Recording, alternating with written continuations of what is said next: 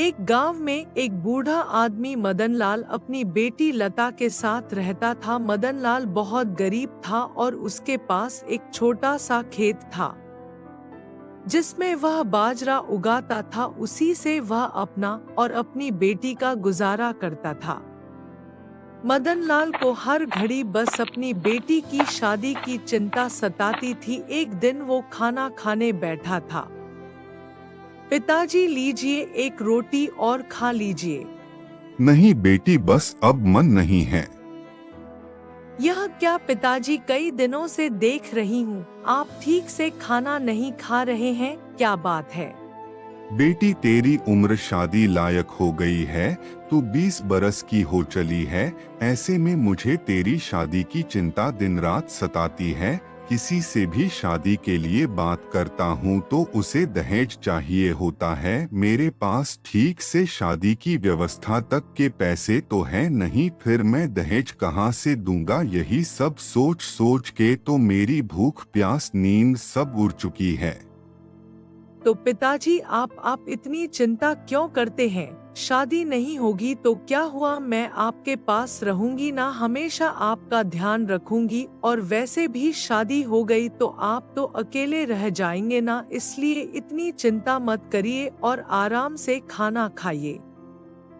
लता अपने पिता की चिंता को कम करने के लिए ऐसी बातें कर रही थी, लेकिन अंदर ही अंदर उसे भी पता था कि समस्या गंभीर है। उसकी ज्यादातर सहेलियों की शादी या तो हो चुकी थी या फिर तय थी और होने वाली थी। एक दिन जब कड़ी धूप में मदनलाल अपने खेत में काम कर रहा था, तब वहां उसका पुराना मित्र कन्हैया लाल आता है। अरे मदन लाल, क्या हाल चाल है?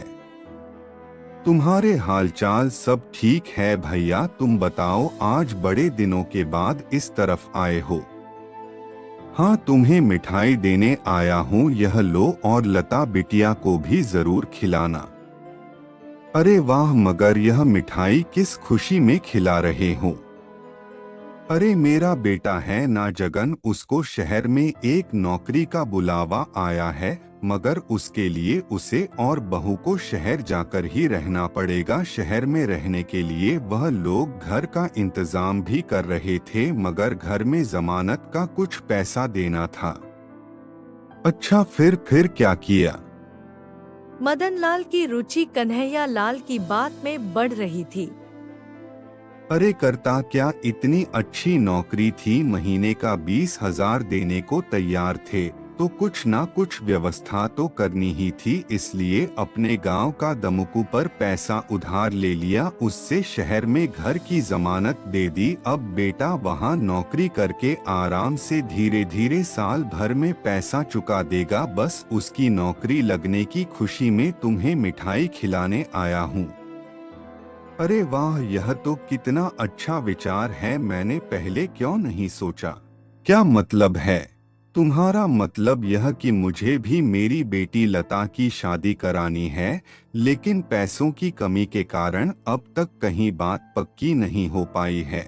बस फिर समझ लो कि तुम्हारी दुविधा अब दूर हो जाएगी। तुम भी सेठ से सूद पर पैसे ले लो और धीरे धीरे चुका देना। लता बिटिया की शादी कराने में अब और देरी मत करो।